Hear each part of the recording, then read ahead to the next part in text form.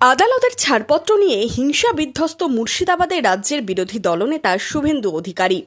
দিনভর শামসেরগঞ্জ থেকে সুতিতে বিধ্বস্ত এলাকা ঘুরে দেখলেন বিরোধী দলনেতা। শনিবার বেলা 12টা নাগাদ শামসেরগঞ্জের ধুলিয়ান গঙ্গা স্টেশনে নামেন শুভেন্দু অধিকারী। সেখান থেকে তিনি প্রথমে যান শামসেরগঞ্জের জাফরাবাদে নিহত হরগোবিন্দ দাস ও চন্দন দাসের বাড়িতে। বিরোধী দলনেতাকে দেখে ওই পরিবারের মানুষজন কান্নায় ভেঙে পড়েন। শুভেন্দু অধিকারী নিহতদের পরিবারকে 10,01,000 টাকা করে দুজনকে মোট 20,02,000 টাকার চেক তুলে দেন এবং পাশে থাকার আশ্বাস দেন। বাচ্চাগুলোর ভবিষ্যৎ এবং বিচার যাতে পান, এই তিনটে দায়িত্ব আমি নিলাম। আর আমি কৃতজ্ঞ, মুখ্যমন্ত্রীর অর্থ প্রত্যাখ্যান করেছেন, বিরোধী দলনেতার অর্থ নিয়েছেন, আর আমিও মুখ্যমন্ত্রী 10 লাখ দিবে বলেছে, আমি 10,01,000 টাকা করে আপনাদের দিয়েছি। চন্দনের স্ত্রীর দায়িত্ব নেব, বিএসএফ থাকবে, বাচ্চাগুলোকে পড়াবো। বিরোধী দলনেতাকে কাছে পেয়ে গ্রামবাসীদের পাশাপাশি নিহতের পরিবার এলাকায় বিএসএফ ক্যাম্পের দাবি জানান। গত 8 এপ্রিলের পর থেকে কার্যত উত্তপ্ত হয় মুর্শিদাবাদ।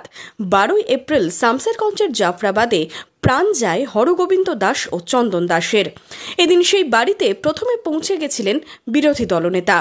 রাজ্য সরকারের আর্থিক সহায়তা গ্রহণ না করলেও বিরোধী দলনেতার সহায়তা গ্রহণ করেছে পরিবার। আমি কৃতার্থ, মুখ্যমন্ত্রীর অর্থ প্রত্যাখ্যান করেছে, বিরোধী দলনেতার অর্থ গ্রহণ করেছে। আমিও 10,01,000 টাকা করে ঘৃণার টাকা নেয়নি, বিরোধী দলনেতার অর্থ নিয়েছে। প্রমাণ হয়ে গেছে মানুষের আস্থা মুখ্যমন্ত্রীর উপর। মুখ্যমন্ত্রীকে মানুষ ঘৃণা করে। ভয়ঙ্কর অবস্থা, আতঙ্ক। সবাই বলছে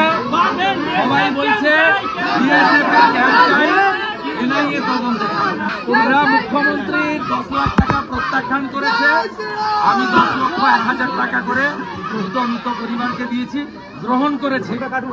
হিন্দুদের কাছে আমি কৃতজ্ঞ, এদের কাছে মুখ্যমন্ত্রী ব্রাত্য, আর বিরোধী দলনেতা তাকে অ্যাকসেপ্ট করেছে। প্রমাণ হয়ে গেছে যে হিন্দুদের জন্য আমরা সঠিক পথে। নিহতদের পরিবার জানান উনি ব্যক্তিগতভাবে টাকা দেওয়ায় তা গ্রহণ করেছেন। ও অনুদানে দিয়ে গেল, করে টাকা দিয়ে গেল না, অনুদান হিসাবে টাকা দিয়ে গেল। ও বলছে টাকা নিয়ে নাও, সব এগুলা কিছু হয়নি, এগুলা ফলস, এগুলা খুন হয়নি। মমতার লোক, মমতা বলছে এগুলা কিছু হয়নি, 10 লাখ টাকা দেবো বলছে। হ্যাঁ, এগুলা সব ধাপা চাপা পড়ে যাবে, টাকা নিলে সব শেষ। তো বলেছে টাকা নেবো না মমতা, দরকার হলে আমরা দেবো, ওকে। অনুদান হিসাবে টাকা দিয়ে গেল, আর আমরা মমতা টাকা নেবো না। তো ও তো 10 লাখ দিতে চাইছে, নেবো না টাকা। বিরোধী দলনেতা জাফরাবাদ থেকে বেরিয়ে বিভিন্ন ক্ষতিগ্রস্ত এলাকা পরিদর্শন করেন। বেদবোনা গ্রাম ঘুরে দেখেন তিনি। বিভিন্ন মন্দির ও বাড়ি ঘুরে দেখেন শুভেন্দু অধিকারী। সেখানে ক্ষতিগ্রস্ত পরিবারের হাতে আর্থিক সহায়তা তুলে দেন বিরোধী দলনেতা। ক্ষতিগ্রস্ত এলাকার পরিদর্শন শেষে শুভেন্দু অধিকারী এনআইএ তদন্তের দাবি জানান। বোম বাস্ট করিয়েছে, ঘরগুলো দেখান না, আমি কেন দাবি করব? এক্সপ্লোশন হলে তো এনআইএ হবে, হওয়া উচিত।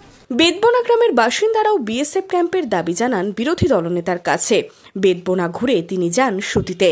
সেখানে নিমতিতা রেলগেট এলাকায় ওয়াকফ অশান্তিতে ক্ষতিগ্রস্ত ব্যবসায়ীদের সাথে কথা বলেন তিনি।